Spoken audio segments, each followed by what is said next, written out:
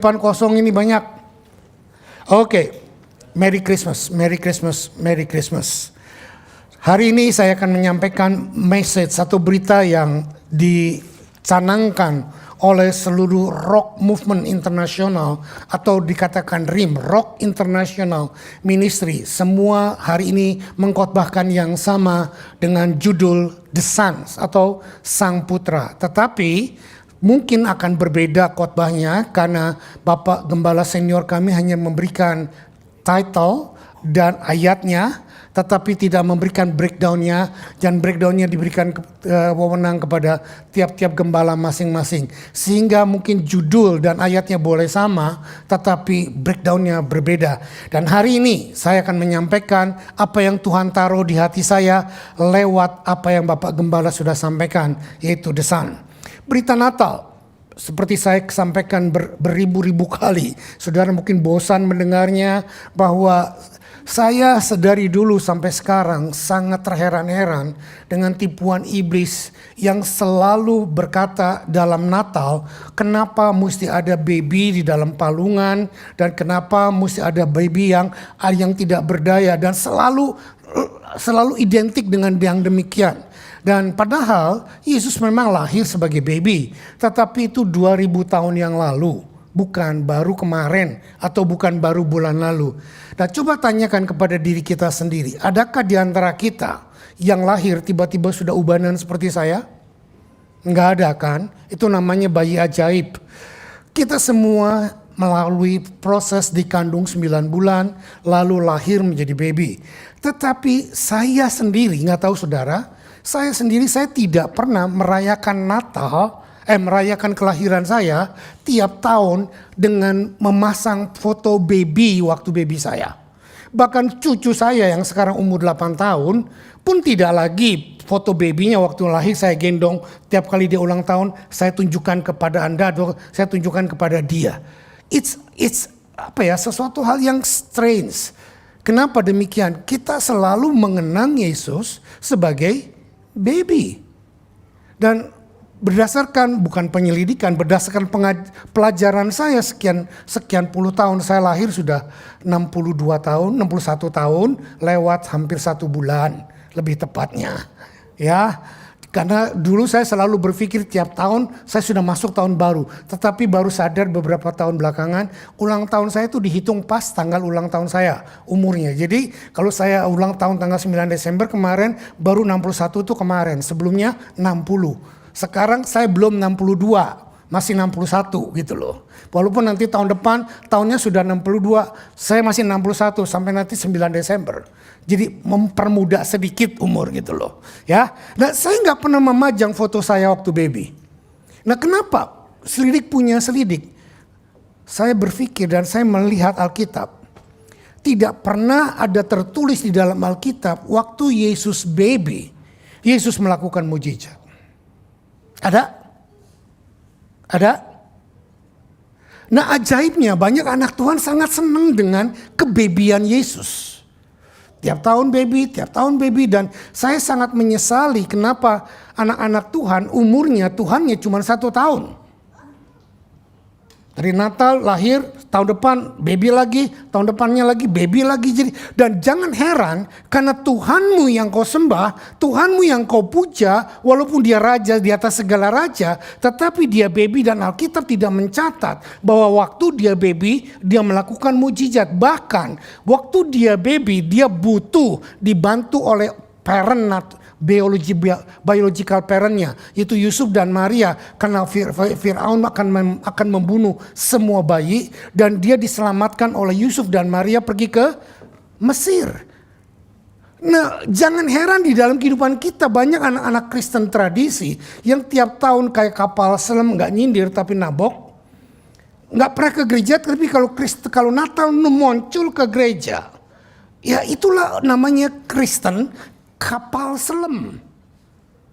Tiap tahun muncul cari udara, blok Natal, kalau nggak ke gereja gua dosa. Tapi kalau hari-hari lain nggak ke gereja, tambah dosa. Nggak nyindir, nggak plok, makanya saya bilang umurnya cuma 1 tahun babynya.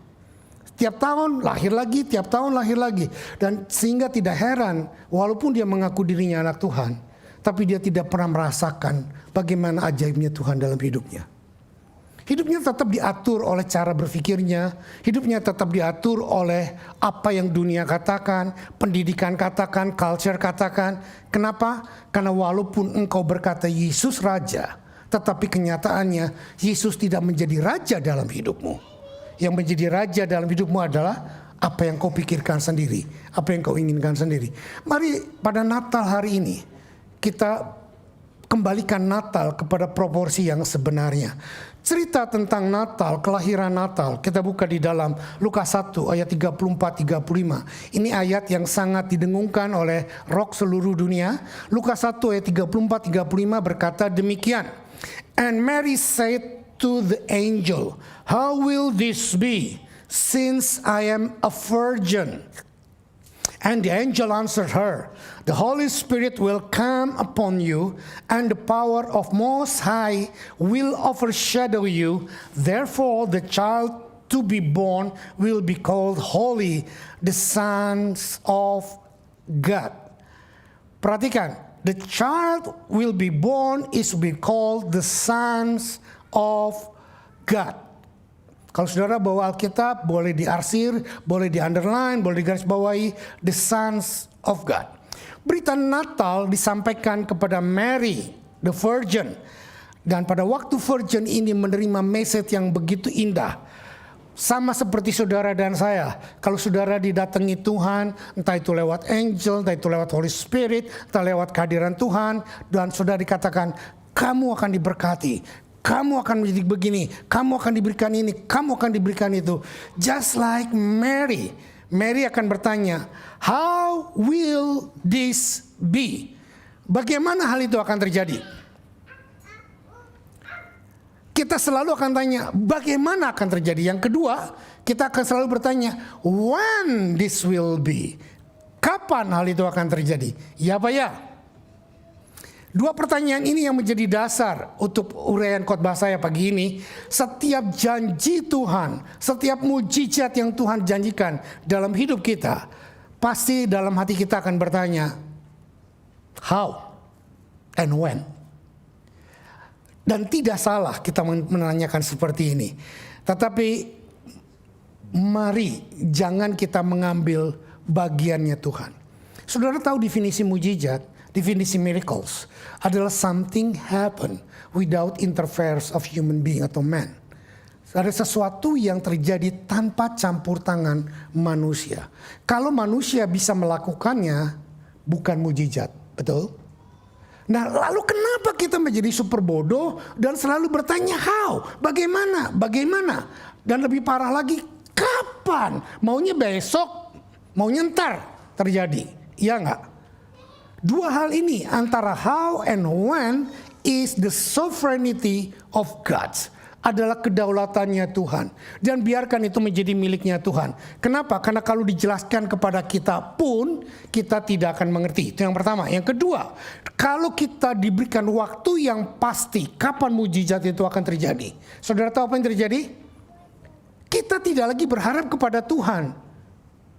Kita cuma akan berkata, cepetan, cepetan, tanggal itu jadi, cepetan jam itu jadi. Yang kita harap, yang kita doakan, cepetan, cepetan, betul nggak?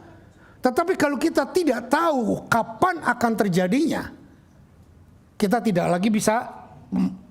Nah, kadang-kadang manusia super bohongnya, karena tidak tahu kapan terjadi, dia menentukan sendiri. Tuhan, kalau boleh terjadi pas waktu ulang tahunku. Ya enggak? Kita yang membuat target sendiri. Kalau boleh terjadi Tuhan, pas anniversary-ku, pas aku naik kelas, pas aku ngalami ini, pas aku ngalami itu. Jadi kita yang menentukan target sendiri. Dan inilah yang seringkali membuat kita sangat kecewa. Karena engkau menentukan target, tanggal, dan bagaimana akan terjadinya, padahal Tuhan belum ngomong apapun. Nah, ayat ini berkata, Roh Kudus atau malaikat berkata kepada Mary, "The Holy Spirit will come upon you, and the power of the Most High God will overshadow you."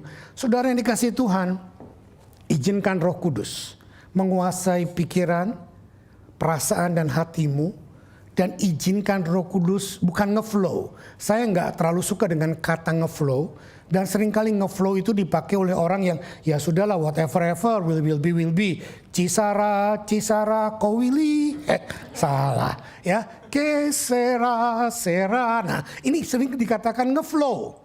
Ngeflow itu sebetulnya nggak punya program, nggak punya sesuatu pun. Nah saya nggak setuju ngeflow, tapi yang saya setuju adalah menyerah kepada Tuhan. Seperti Maria berkata, jadilah kepadaku menurut perkataanmu itu. Nah saudara, mari kita masuk lebih dalam. Mary said to the angel, how will this be since I am a virgin? Kalau sekarang ada orang berkata, siapa yang masih tunangan? Kim masih tunangan sama Michael. Kalau Kim berkata kepada Michael, Mike, aku hamil. Michael akan bilang, what? You are pregnant? Who do it? Karena dia nggak merasa melakukannya. Dia anak baik. Dia anak baik. Terus Kim akan bilang, Holy Spirit will overshadow me. And I will pregnant without touching of man. Do you believe? Do you believe? Saudara, kita baca Alkitab enak aja ngomong. Tetapi apa yang terjadi dengan Maria dan Yusuf seperti ini? Can you imagine waktu Mary berhadapan dengan kenyataan bahwa apalagi ini 2000 tahun yang lalu. Kalau zaman sekarang ada orang yang mengaku gadis hamil is cengli lah ya. Walaupun kata kita bocengli, tapi kata orang sana kan cengli gitu loh. Tetapi waktu 2000 tahun yang lalu, saudara tahu hukumnya apa? Kalau seorang gadis hamil kedapatan, apalagi dari suku Yahudi, bangsa Yahudi maksud saya, dan ini dari suku Yehuda keturunan Daud, apa yang terjadi? Mati. Direjam mati, saudara. The resiko is death. Saya mau bawa ini kepada saudara. Itu sebabnya Mary berkata, how it will be. And because I'm a virgin. Saudara tahu apa konsekuensinya? Satu, mati. Kedua, cemar seumur hidup. Gak ada orang satupun yang percaya bahwa dia hamil oleh Roh Kudus. Sampai nanti semua terjadi. Tapi Tuhan tidak membiarkan cemar, aib, konsekuensi, risiko ditanggung oleh Mary dan Yusuf sendiri. Karena Roh Kudus memimpin dia. Dan pada waktu Yusuf mau menceraikan Mary secara diam-diam karena Yusuf orang baik, tidak mempermalukan nama Maria. Pas right on time waktu Yusuf mengambil keputusan. Dia said, I'm going to leave you silently. Aku mau meninggalkan engkau pelan-pelan. Aku mau meninggalkan engkau senyap-senyap. Makanya lahir malam kudus sunyi senyap. Ya kan? Nah, Yusuf mau meninggalkan Mary dengan pelan-pelan tanpa membuat keributan, tanpa mencaci maki, tanpa declare kemana-mana. Begitu Yusuf membuat keputusan, this is what I'm so amazed. Ini yang membuat saya sangat-sangat terpukau. Begitu Yusuf berkata, aku mau meninggalkan Maria. Malam itu juga, malaikat turun ke dalam mimpinya Yusuf dan berkata, Yusuf, batalkan niatmu. Batalkan niatmu. Kenapa? Karena memang apa yang dikandung oleh Mary atau Maria adalah bukan perbuatan manusia, tapi memang perbuatan Roh Kudus. Saudara, just exactly right on time, Jesus show himself powerfully, Holy Spirit, an angel come and speaking up to Joseph. Apa yang saudara pikir, aduh bahaya nih, habis nih gua semuanya. Just right on time saudara mengambil keputusan yang negatif. Tuhan akan campur tangan. Tuhan tidak pernah terlambat. Tuhan tidak pernah sedikit pun terlambat. Dia selalu datang right on time. God answered to Mary and the angel answered to her. How? Holy Spirit will come upon you and the power of the Most High God will overshadow you. Therefore the child to be born is called the Sons of God.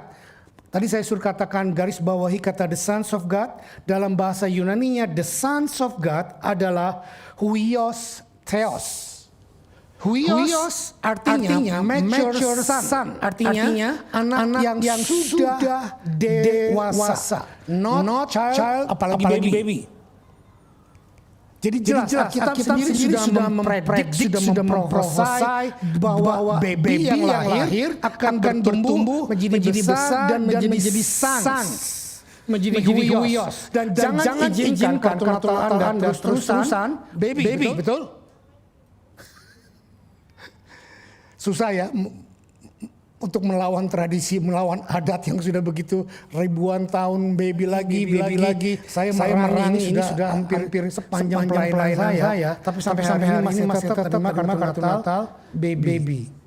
Ya, tetapi mari kita anggap dalam diri kita sendiri, kita pikirkan bahwa he is huios. Mature son. Huios adalah anak yang sudah dewasa, anak yang sudah bertumbuh, atau dalam bahasa Indonesia lebih dikenal sang putra. Antara Indonesia, bahasa Indonesia antara anak dan putra ada perbedaan, tetapi nggak terlalu signifikan pengertiannya. Semua perempuan pun anak, betul nggak? Tetapi kalau putra juga general dari baby laki-laki sampai orang dewasa disebut putra. Tetapi dalam bahasa Yunani ada sekali perbedaannya secara signifikan. Kalau baby baru lahir namanya nepion. Saudara tahu kata nepi? Nah, dari situlah keluar nepion. Nepi, makanya pakai nepi. Jadi suka gendut di perutnya gini, karena pakai nepion biar kencing nggak kemana-mana, berat di situ. Nepion.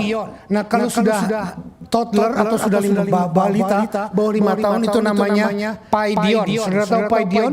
Kata-kata dari bidak catur pion. Itu berasal dari paidion. Nah, paidion itu kalau jalan kayak si Ben, kayak si Abigail, jalannya lucu ya, tiki gitu loh, paidion.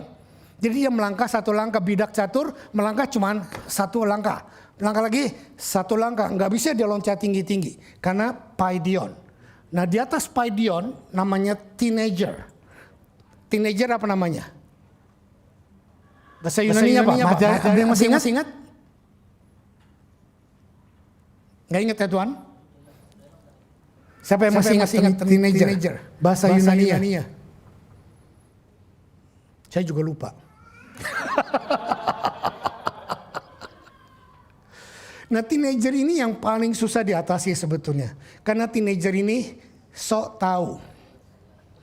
Dia sok tahu, sok pinter, sok gede. Kalau pamannya bilang, kamu jangan gini. Ma, I am already adult. Yeah. Dad, I am already adult. Nah, kalau ada anak masih ngomong kayak gitu, tandanya belum dewasa. Saya nggak pernah ngomong, hey Dad, I am adult. Karena aku udah tua bangkotan, betul nggak? Kalau masih ada anak yang ngomong, aku sudah tua ma, aku sudah dewasa, tandanya mereka belum dewasa. Dan biasa kayak saya tadi bilang, kalau saya dulu belum dewasa, umur baru 15, udah mau menuju ke 16, udah pengen cepat tua. Tapi kalau kalian sudah tua, pengen dikurang-kurangi.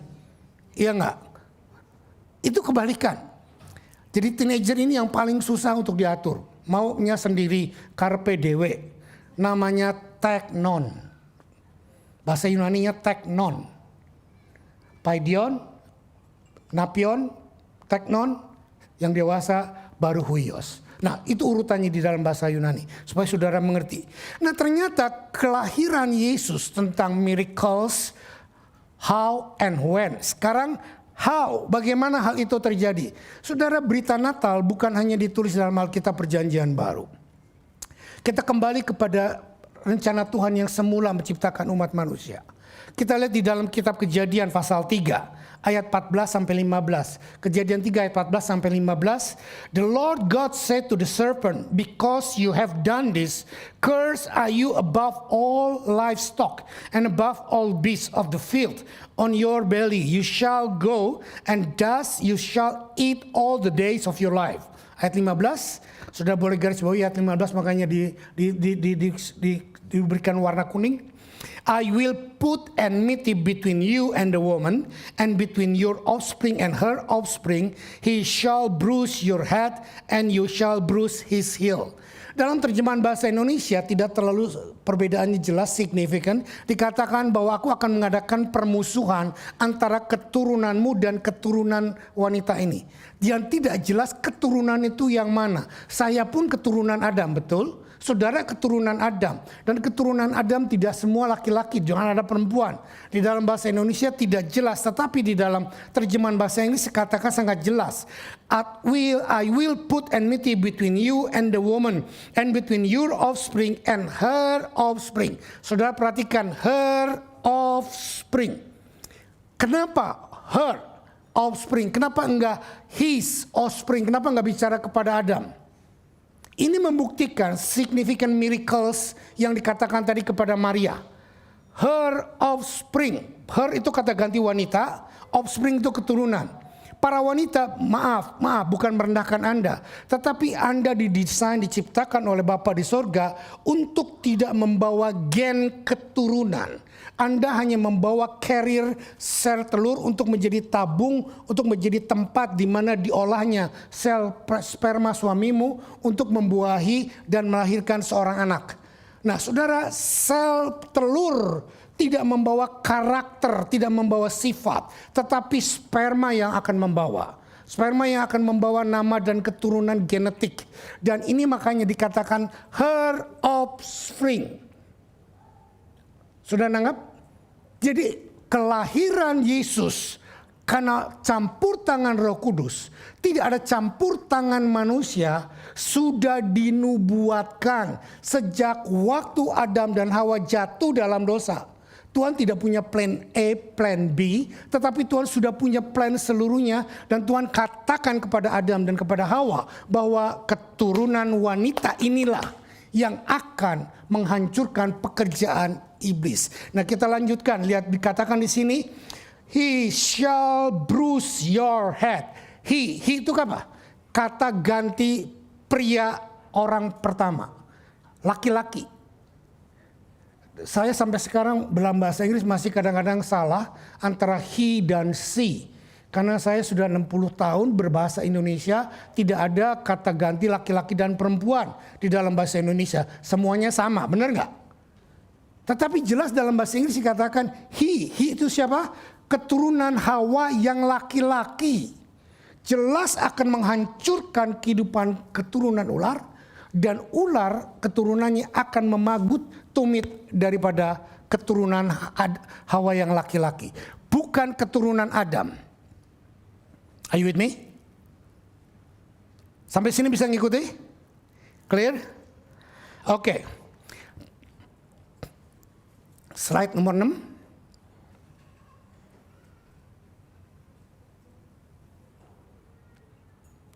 Udah Frank? Ini slide nomor berapa? Nomor 6. Oke.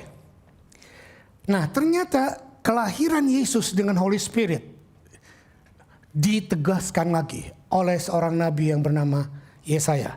Slide 7 sekarang.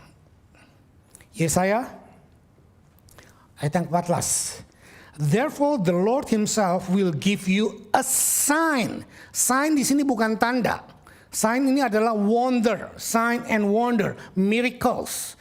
Dalam pengertiannya, kalau kita mau belok kiri sign, kalau kita mau belok kanan sign. Tapi pengertian di sini bukan sign, belok kiri belok kanan, tetapi adalah signs and wonder, tanda mujizat. He give you sign, behold, the virgin shall conceive and bear a son, and shall call his name Emmanuel. Di sini ada penambahan. The virgin shall conceive and bear a son. Son di sini bukan ke bahasa Yunani, son di sini adalah bahasa Ibrani, artinya Ben. Nah, saudara tahu Osama bin Laden. Nah, Osama anaknya Pak Laden. Bin bahasa Arab, bahasa Hebrew adalah Ben. Ngerti saudara? Jelas? Yosia bin Yusuf. Nah, itu Yosia anaknya Pak Yusuf. Ya, kalau dalam bahasa Hebrew Yosia ben Yusuf. Bukan Ben, tapi Ben itu putra, anak. Family name artinya a builder of the family name. Jadi orang yang akan membawa nama. Oke, orang Chinese sama nggak dengan orang Yahudi? Sama, anak laki-laki akan membawa nama pakai Sio. Makanya kalau lahir cucu laki-laki bilang cucu dalam. Kalau lahir anak perempuan dibilang cucu luar. Ada perkataan kayak gitu, cucu dalam, cucu luar. Kalau yang lahir antara dua-duanya, godein gue dong. Gak ada. Saudara lihat, Ben. Jadi nubuatan tentang kelahiran Yesus bukan terjadi pada waktu perjanjian baru. Bukan terjadi waktu perjanjian lama. Perjanjian lama itu adalah Musa, hukum Taurat. Tapi nubuatan tentang kelahiran Sang Putra terjadi sebelum ada hukum Taurat. Waktu Adam persis jatuh dalam dosa, Tuhan sudah menubuatkan akan lahir seorang putraku ke muka bumi yang akan menebus semuanya. Nah, sekarang menjawab pertanyaan berikutnya. Tadi how, nanti when-nya nanti belakangan. Sekarang saya jawab where, pertanyaan yang berikutnya. Di mana Yesus itu akan lahir? Betul? Di mana Sang Putra itu akan lahir? Kita lihat sekarang Lukas 1 ayat 26 ayat 27. Lukas 1 ayat 26 dan 27 berkata, in the 6th month the angel Gabriel was sent from the God to a city of Galilee named Nazareth, to a virgin betrothed to a man whose name was Joseph, and of the house of David, and the virgin name was Mary. Kita teruskan, sekarang ditegaskan dalam kitab Matius 2 ayat 23 berkata demikian, mengutip yang sama. And he went and lived in a city called Nazareth, so that what was spoken by the prophet might be fulfilled, that he would be called a Nazarene. Saudara, how? By the Holy Spirit. Sekarang where? Nazareth. Sudah dinubuatkan oleh Yesaya dan sekarang ditegaskan oleh kitab yang Matius pasal 2 ayat 22 bahwa Jesus of Nazareth. Betul? Nazareth adalah Nazareth, the guarded one, artinya yang dijagai. The ordinary residence of hometown of Christ, tempat di mana kelahiran Yesus Kristus. Sekarang kita lihat, kenapa Bapa di sorga memilih melahirkan putranya yang akan menjadi raja di atas segala raja, yang akan berkuasa atas seluruh muka bumi di tempat yang namanya Nazaret. Apa itu Nazaret? Kita jelaskan sekarang di dalam Yohanes 1 ayat 45 sampai 46. Yohanes 1 ayat 45-46. Philip found Nathanael and said to him, we have found him of whom Moses in the law and also in the prophets wrote, Jesus of Nazareth, the son of Joseph. Ayat 46. Nathanael said to him, can anything good come out of Nazareth? Philip said to him, come and see. Saudara, inilah paradok Christianity. Kontradiktif antara yang insignifikan dan yang signifikan. Sebagai raja di atas segala raja, sebagai pemilik alam semesta dan segala isinya, Bapa di sorga seharusnya memilih melahirkan putranya satu-satunya yang sulung, yang dia sangat kasihi, bukan di desa Tejakule. Tejakule itu tempatnya Iluh. Saya pernah ke sana dulu, kata Ilu sekarang sudah berubah. Saya pernah ke sana, desanya terpencil, kecil, sumpek dan lain sebagainya. Nazaret mungkin lebih deso dari itu. Lebih deso dari itu. Sehingga waktu orang berkata Jesus of Nazareth, murid-murid berkata, aku ketemu nih seorang nabi yang Musa katakan bahwa dia adalah anak Yosef, yang dalam Alkitab katakan, perjanjian lama katakan, Jesus dari Nazaret. Seorang tokoh perjanjian lama dan perjanjian baru namanya Nathanael. Dia berkata, wait a minute, tunggu dulu. Nazaret, satu tempat yang sangat insignifikan. Ada istilah, ada pemeo, ada falsafah dikatakan bahwa adakah yang baik keluar dari Nazaret? Enggak ada. Maaf. Maafkan Bapak Jokowi dan para menteri di Indonesia. Sekarang ini di seluruh dunia, bukan sekarang, dari dulu sampai sekarang, orang berkata, adakah yang baik keluar dari Indonesia? Indonesia dikenal sebagai apa? Tuh kan, saudara lu yang ngomong bukan saya. Pak Jokowi salibkan dia. Indonesia dikenal bukan karena hadiah Nobel.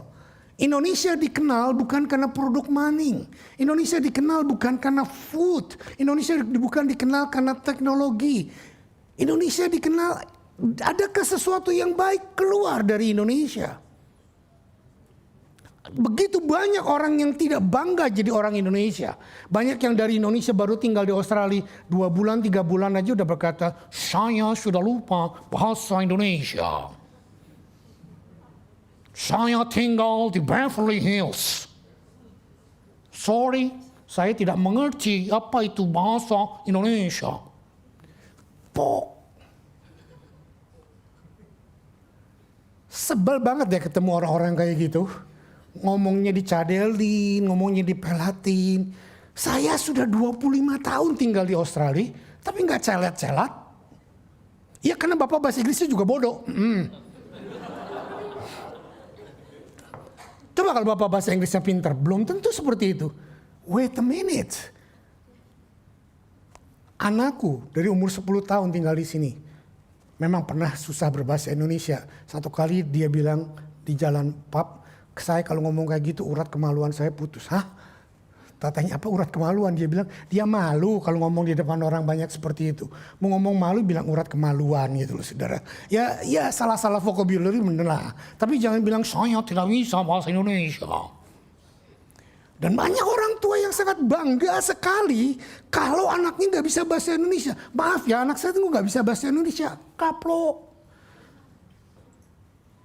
Why you should be proud that you are Indonesian then your son cannot speak bahasa Indonesia? Itu tanda bahwa orang itu sangat pahit dengan Indonesia. Tidak bangga dengan keadaan Indonesia. Saya sampai hari ini bangga kemanapun berkata, I am Indonesian.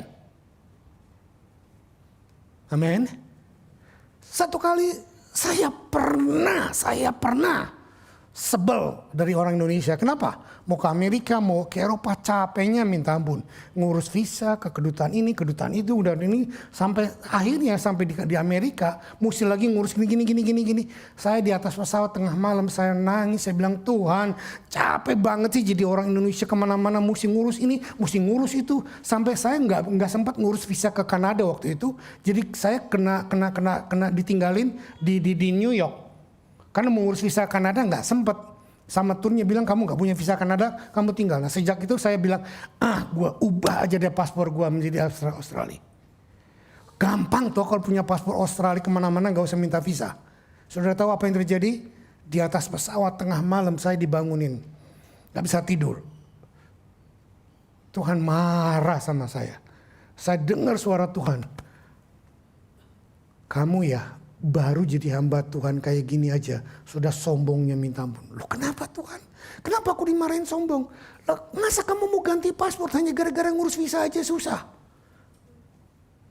Terus Tuhan ingatkan ayat ini. Aku memilih Nazaret untuk melahirkan putraku. Karena tempat yang insignificant. Karena tempat yang terpencil. Karena tempat yang tidak ada artinya. Tetapi dengan kelahiran anakku, maka Nazaret sekarang seluruh dunia tahu mana itu Nazaret. Are you with me? Are you with me? Sejak hari itu sampai sekarang saya berkata Tuhan maafkan saya. Saya nggak ganti paspor. Saya tetap orang Indonesia. Kemanapun saya pergi kalau ada orang bilang adakah yang baik keluar dari Indonesia? Ada. The Son of God. Amen. The sons of the living God. Who live in me. I'm not good, but the Son of God in me is very good. Amin. Saudara, where? Nazareth. Tuhan memilih hidup saudara. Tuhan memilih hidup saya yang insignificant, yang gak ada artinya, yang gak ada pendidikannya, yang on menurut dunia, yang gak ada artinya menurut ukuran orang-orang normal. Tapi Tuhan berkata, I choose you. My life, my son is born into you. Aku melahirkan putraku di antara kehidupanmu yang gak berarti. Hei orang Tejakule, aku melahirkan anakku di Tejakule. Hei orang Pontianak, aku melahirkan anakku di Pontianak. Pontianak masih gede ada petanya. Hei orang Kerawang.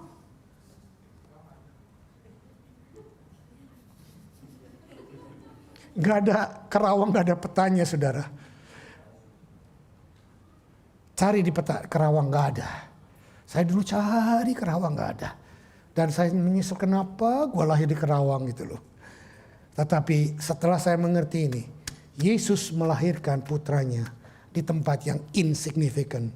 Dan sampai hari ini semua orang berkata, Yesus yang mana? Yesus of Mexico? No. Yesus of Filipino? No. Who Yesus? Jesus of Nazareth.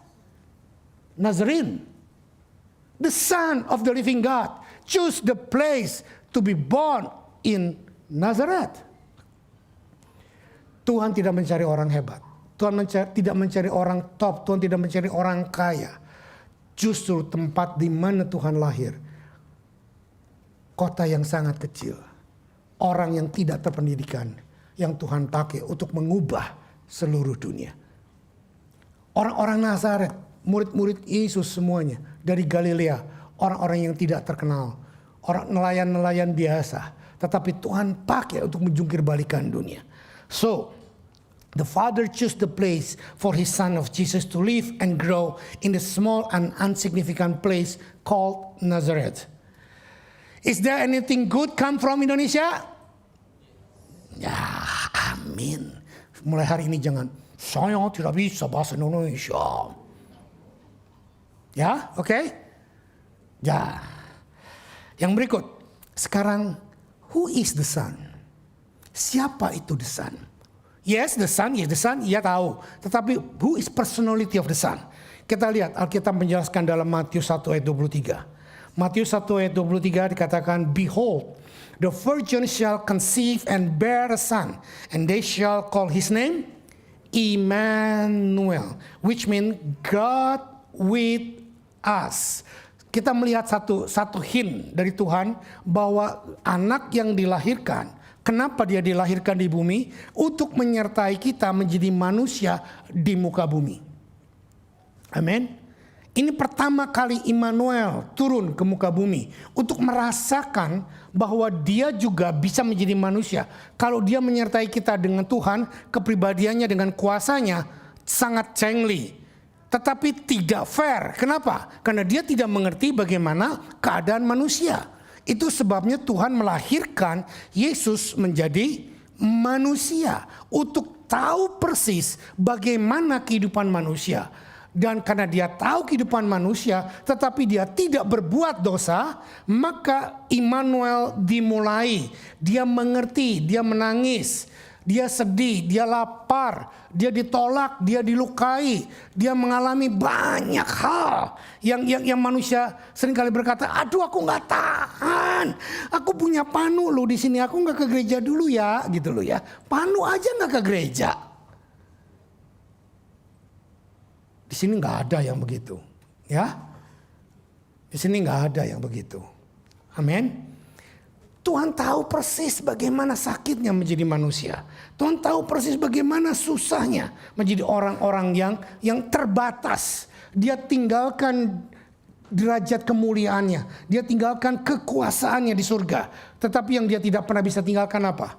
Keilahiannya, kealahannya. Karena dia lahir 100% manusia tetapi juga 100% Allah. Nah, sampai di sini. Lalu kita lihat siapa Immanuel itu. Yohanes 3 ayat 16 dan 17. Yohanes 3 ayat 16, 17. Ayat yang sangat terkenal tadi sudah dibacakan oleh worship leader kita. For God so loved the world, then He gave His only Son, that whoever believe in Him should not perish, but have eternal life. For God did not send His Son into the world to condemn the world, but in order that the world might be saved through Him. Saudara garis bawahi that God so loved the world and He gave His only Son. Nah, ini dua kalimat yang akan kita lihat bahwa God so loved the world and God so loved His Son and He gave His Son adalah merupakan pemenuhan dari sebuah cerita yang terjadi kurang lebih 4 atau 5 ribu tahun sebelumnya. Cerita siapa? Abraham dan Ishak. Kita lihat Kejadian 22 ayat 1 sampai 2. Hal yang sama, Tuhan memberikan perlambang, foretold the story that the Son will come and will born and will redeem our sins. Genesis pasal 22 ayat 1 sampai 2 berkata demikian. After these things God tested Abraham and said to him, Abraham, and he said, here I am. Ini aku Tuhan. He said, take your sons, your only sons, Isaac, whom you love, and go to the land Moriah and offer him there as a burnt offering on one of the mountain which I shall tell you. Cerita tentang Abraham mempersembahkan Isaac adalah cerita awal sejarah perlambang di mana nanti Tuhan akan mengirimkan putranya, anaknya yang tunggal yang sangat dia kasihi, dan dia akan mati di Gunung Moria. Gunung Moria adalah tempat yang sama dengan Bukit Golgota di mana Yesus dilahirkan. Saudara harus mengerti ini. Ini ceritanya sangat-sangat menarik sekali.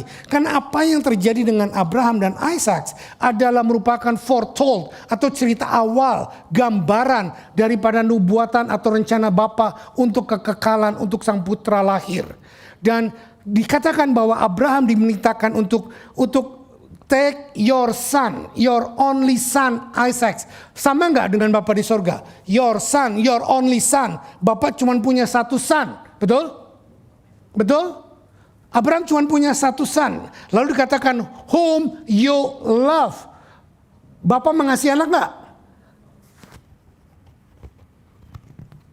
Coba jawab pertanyaannya saya yang kedua.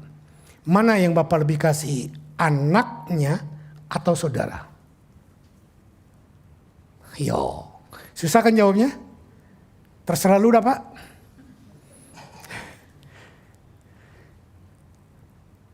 Dulu saya bilang Tuhan lebih mengasihi kita. Tapi sekarang saya berkata sama. Kenapa samanya?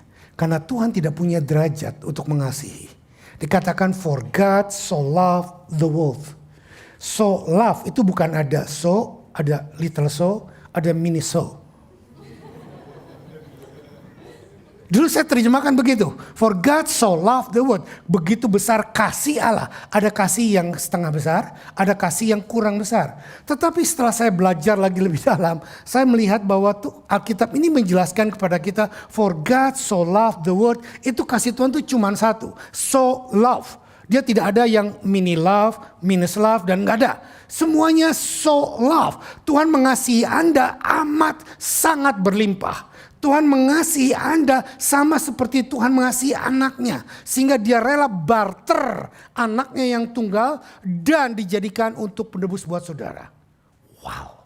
Have you ever thought like that? Cerita Natal bukan shop till you drop. Cerita Natal bukan ho ho ho ho si empek gendut kumisan turun dari corong yang kecil. Cerita Natal bukan Kris Kringle. Cerita Natal bukan cake dan susu yang diminum oleh Santa Claus. Cerita Natal adalah Bapa mengirim putranya, sang raja di atas segala raja, untuk lahir dari seorang perawan yang bernama Maria dan lahir di kota Nazaret, lahir di dalam kandungan, di dalam palungan Bethlehem. Saudara, ini loh ceritanya. For God so loved the world. Dia mengasihi Anda sama dia dengan mengasihi Yesus. Sehingga dia rela korbankan Yesus untuk membuat Anda bisa punya akses kepada dia. Listen carefully. Tuhan tidak membuat agama Kristen. Tuhan membuat relations yang putus disambung kembali lewat korban Sang Putra. Nah, saya teruskan sekarang. Ayat 14 sudah? Slide 14. The word, kata word dunia dalam bahasa Yunaninya adalah kosmos. Saya berkali-kali katakan. Artinya orderly arrangement, tatanan atau susunan, kehidupan di dunia ini. Dan kita cuma mengerti bahwa for God so loved the world. Nah, the word yang God love it so much, itu bukan the word yang sekarang. Tetapi the word yang Tuhan ciptakan pada waktu pertama kali diciptakan. Kita baca di dalam Kejadian ayat 15. Kejadian 1 ayat 31 berkata demikian. And God saw everything he had made, and behold, it was very good. And there was evening and there was morning, the sixth day. Coba saudara perhatikan, baca pelan-pelan. Yuk kita ulangi lagi. And God saw everything that he has made. Everything that he has made. Sekali lagi. Everything that he has made. And behold, it was very good. This is the word that God so loved it. Inilah bumi dan dunia dan alam semesta yang Bapa di surga sangat cintai. Dunia yang belum tercemar dengan dosa. Dunia yang penuh dengan kemuliaan Tuhan. Dunia yang di dalamnya Adam menjadi penguasa atas kepanjangan kuasa kerajaan sorga di atas muka bumi. So that why pada hari yang ke-6 God saw everything that he has made. Not just only man, not just only the sixth day, but all and everything that he has made. Including hari pertama, hari kedua, hari ketiga, hari keempat, hari kelima, hari keenam. Dan pada waktu itu semua terjadi atas firman dan ucapan Tuhan. Maka Tuhan berkata, it was very good. Word adalah orderly system, tadi kita sudah lihat. Di mana orderly systemnya? Dan Tuhan berkata kepada Adam di dalam Kejadian 1 ayat 26-28. Next slide, slide 16. Coba baca ayat ini bersama-sama dengan saya. So God created man in his own image. And in the image of God he created him. Male and female and he created them. Ayat 28. Jangan keras-keras tapi boleh keras. And God blessed them. And God said to them, be fruitful, be multiply, fill the earth, subdue it, and having dominion over the fish, over the sea, over the bird of heaven, and over everything that move on earth. This is the one that God so loved, that man have dominion over all of his creation. Are you with me? Bukan dunia yang sudah jatuh dalam dosa. Bukan dunia yang sudah tercemar, tapi dunia yang original. This is the one that God so loved the world. The world adalah orderly system, orderly arrangement. Di mana waktu Tuhan menciptakan manusia, Adam dilatih untuk berkuasa, diberikan kuasa untuk memberi nama. Everything yang memberi nama. Salah satu contoh, Mukhtar, siapa yang ngasih nama Abigail? Kamu. Kenapa enggak tetanggamu? Karena kamu bapaknya. Tanpa Anda sadari, orang yang memberi nama kepada seseorang adalah orang yang punya otoritas atas orang itu. Erlis ini pintar masak katanya. Dia bisa masak, buat makanan yang enak. Resep yang baru. Siapa yang kasih nama? Dia. Kenapa? Karena dia yang menciptakannya. Saudara lihat, kenapa Tuhan menciptakan semua binatang. Adam ada di sampingnya. Dan waktu Tuhan membentuk dengan tangan, selesai Tuhan bilang, Adam, kasih nama. Tuhan sedang training Adam untuk punya kuasa. Dan dia sendiri mendemonstrasikannya. Waktu Yesus ada di muka bumi, waktu murid-murid takut kena angin badai, dia berdiri, dia berkata, stop, calm. Dia menunjukkan jati dirinya. Bahwa dia the man, the sons of God. Yang punya kuasa, punya dominion atas alam semesta. Waktu pohon ara tidak mau berbuah, dia katakan, terkutuklah kamu, besoknya mati. Saudara, dia berkuasa pada waktu murid-murid nggak punya duit mau bayar pajak. Dia bilang kepada Petrus, Petrus pergi mancing. Loh, nggak punya duit kok pergi mancing. Yang nggak punya duit jangan mancing. Nanti Om Sam bilang mancing katanya. Bukan itu, tapi Tuhan bilang pergi mancing. Bukan ikan yang ditangkap, tapi Tuhan mau berkata kepada seluruh manusia bahwa aku bisa memberikan uang dari mulut ikan. Pada waktu ikan ditangkap, di dalam mulut ikan Tuhan bilang, nanti kamu akan tangkap ikan dan di dalam mulutnya ada 2 koin. Bayarkan pajak. Dengan kata lain, he show himself that he have an orderly system that the fathers of God have given to him. Inilah yang hilang dari kita. Inilah yang hilang dari seluruh umat manusia. Oh my God, saya punya 6 menit lagi. Hopefully selesai. Tuhan memulihkan, berita Natal adalah Tuhan memulihkan apa yang hilang dari Adam. Kekuasaan untuk berkuasa di atas muka bumi. Be fruitful, be multiply, fill the earth, subdue it, having dominion, ini yang hilang dari kita semua. Sehingga kita sekarang dikalahkan dengan segumpal daging hidup yang namanya cewek. Semua hai, aduh gak anak Tuhan pun gak apa-apa, jadilah kehendakmu. Enggak. Kita menggadaikan kekudusan kita dengan living together. Kita menggadaikan kekudusan kita hanya karena fulus. Kenapa nggak ke gereja? Repot om, kerjaan terus. Nah, saya nggak ngerti kalau orang-orang seperti itu bisa 1 tahun nggak ke gereja. Nggak nyindir, nggak vlog. Kok bisa gitu loh? Om di rumah juga saya baca Alkitab, I know. Om di rumah juga saya berdoa, I know. Tapi apakah itu cukup buat kalian seperti itu? Nah, mari kita mengerti bahwa Tuhan memulihkan kepada sendi-sendi kehidupan kita untuk belajar dipulihkan dalam kehidupan yang sebenarnya. Oke. Adam and all the human being were lost his orderly arrangement because of sin. Dan itulah berita Natal. Dan Paulus menulisnya kembali di dalam 1 Korintus 15. Slide 17 sudah? Oke. Kita baca secara cepat. 1 Korintus 15 ayat 45-49. Paulus menegaskan apa yang saya katakan.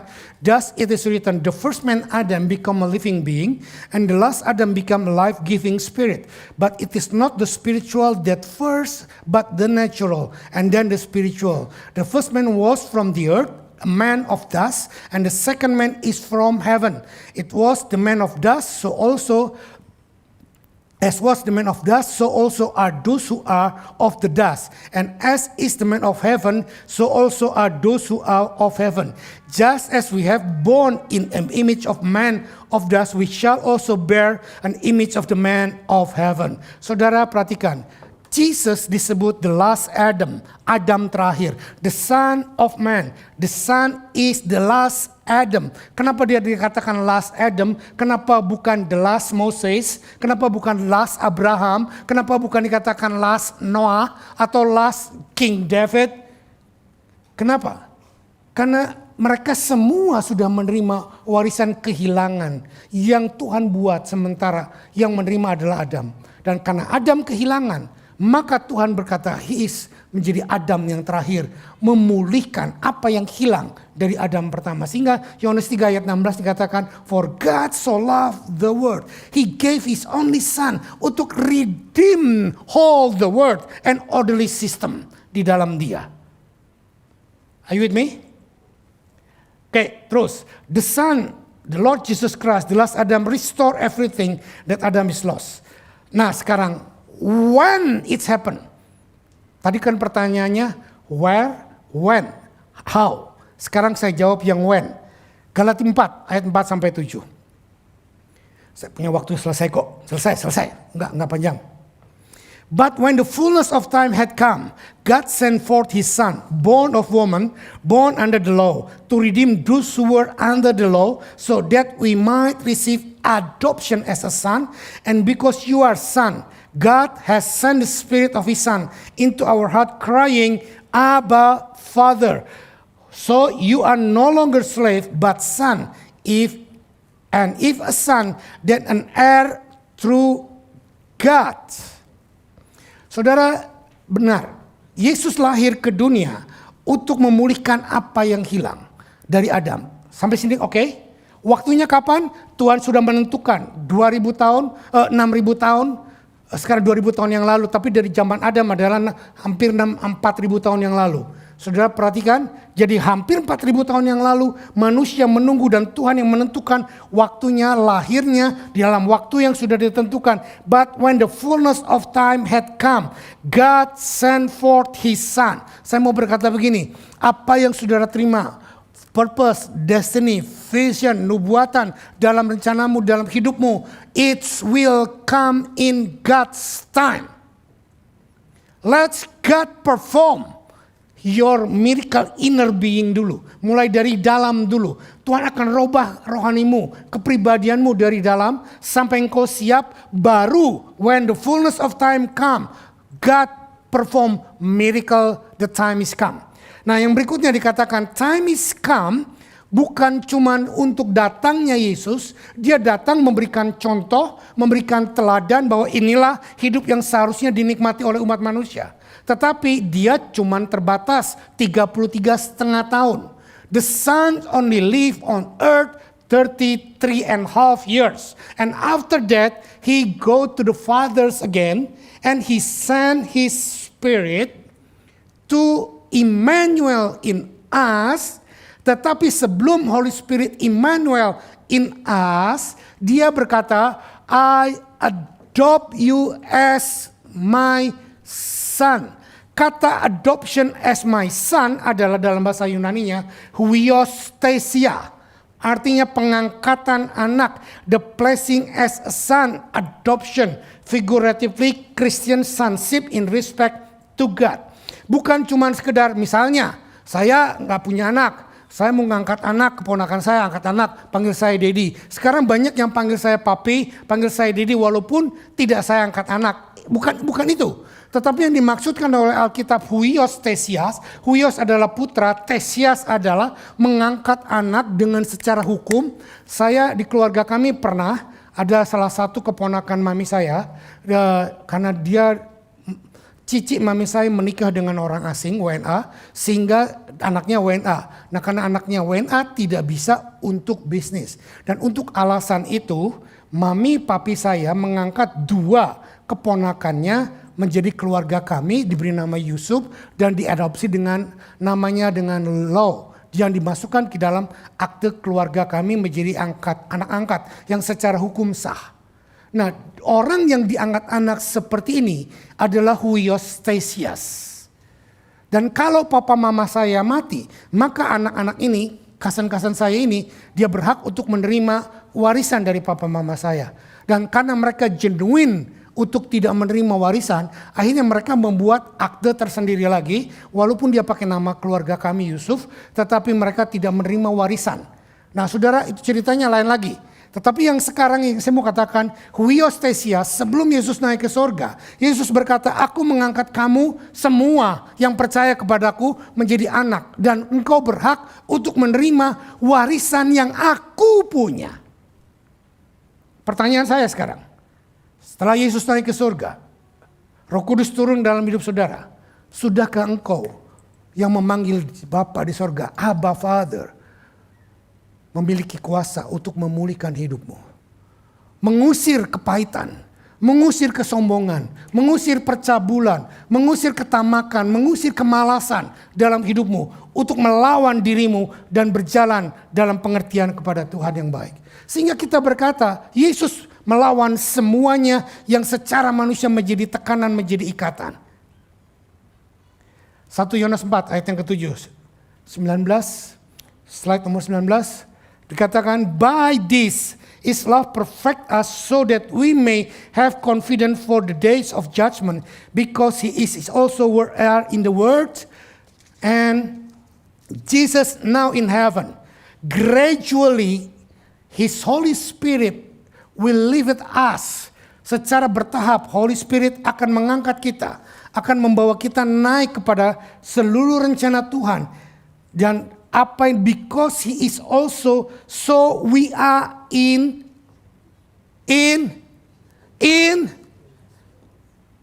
waktu saya mengerti ayat ini, trigger something dalam diri saya. Wow, seperti bagaimana Yesus, maka engkau juga akan seperti Yesus. Bukan di surga nanti. Kita berkata, iya nanti di surga. No, but in this world. Wow. Bukan, kita kan berkata, iya nanti aku di surga. Aku sama seperti Yesus. No. Here, now. Dia berikan kuasa kepadamu. Melalui Roh Kudusnya, melalui Immanuel. Untuk engkau bisa melakukan apa yang Yesus lakukan. Are you with me? Sebab itu, mulai hari ini, buang semua cara berpikir duniawimu, keinginan-keinginan manusiawimu. Jangan takut untuk melakukan apa yang baik, apa yang benar di hadapan Tuhan. Mungkin dunia akan menolak kita, it's okay. Mungkin dunia akan berkata kamu ekstrim, it's okay. Tetapi apa yang kita mau kerjakan, biarlah kuasa Tuhan dipermuliakan di dalam hidup kita. Sebagai ayat pengunci, ayat terakhir, Wahyu 5 ayat 9 sampai 10. Wahyu 5 ayat 9 sampai 10. And they sang a new song saying, worthy you are to take the scroll and to open its seal. For you were slain, and by your blood you ransomed people for God from every tribe and language and people and nation. And you have made them kingdom and priests to our God, and they shall reign on earth. Ayat 10 kita baca, jangan terlalu keras tapi keluar dari mulut saudara. Kita baca 2, 3. And you have made them. Stop. And you have made them and you have made them you have made them itu artinya apa? Engkau Tuhan, the Son, Sang Putra, sudah membuat kita sebagai sebuah kerajaan. Are you with me? Bukan akan. Yesus naik ke surga, bukan akan membuat kita menjadi kerajaan. You have made them. Ini adalah past perfect tense. Tuhan sudah, sedang, dan akan terus membuat kita menjadi raja-raja dan imam-imam. So as He is, so we are on this earth. Jangan berkata nanti di surga, itu udah pasti. Tetapi sekarang ini adalah juga kita dilatih untuk bertindak dan berbuat as the Son. So is us, so is me. Are you with me? Jadi mulai sekarang buang itu kata-kata, aku mau pacaran sama orang tidak seiman. No. Aku mau pacaran sama orang yang tidak seimbang. No. Aku mau cari duit sebanyak-banyaknya. No. Carilah Tuhan. Kuasailah hidupmu. Amin. Miliki otoritas itu. Ditawarkan apapun oleh dunia. Kepahitan. No. Cowok ganteng yang kaya naik Lamborghini Diablo. No. Aku punya kereta emas, kereta kencana. Amin. Amin. Saudara, miliki kemampuan itu. For you have made them a kingdom and priest to our God, and they shall reign forever and ever. Mari kita bangkit berdiri. Angkat kedua tangan. Saya ingin memberkati saudara pada hari Natal ini dengan berkat yang Tuhan sudah berikan kepada Adam di dalam kitab Kejadian pasal 1 ayat 26-28. Tetapi Adam menghilangkannya. Adam memberikannya kepada ular. Tetapi for God so loved the world, He sent His only begotten Son, and for those who believe in Him shall not perish, but has everlasting life. Bapa di surga, hamba-Mu memberikan berkat kepada seluruh umat-Mu, baik yang di sini, baik yang di rumah, baik yang dimanapun mereka berada yang online. Biarlah Christmas tahun ini kami tidak lagi diombang-ambingkan dengan ketakutan COVID, dengan ketakutan masa depan, ketakutan bisnis, ketakutan pizza, ketakutan jodoh, visa dan lain sebagainya. Tetapi Tuhan, hamba-Mu berdoa, biarlah as you bless your son, and God bless them, and God said to them, be fruitful, be multiply, and fill the earth, and subdue it, and having dominion over the fish, over the sea, over the birds of heaven, and over every living things that move on earth. You have authority. You have dominion over everything that comes against you. Dan kesombongan, kepahitan, keberatan, kemalasan, sexual immaturity, semuanya aku patahkan. Dan biarlah mulai hari ini, the kingdom of God is in you. In Jesus' mighty name, I bless you and happy Merry Christmas. Amen. Jadi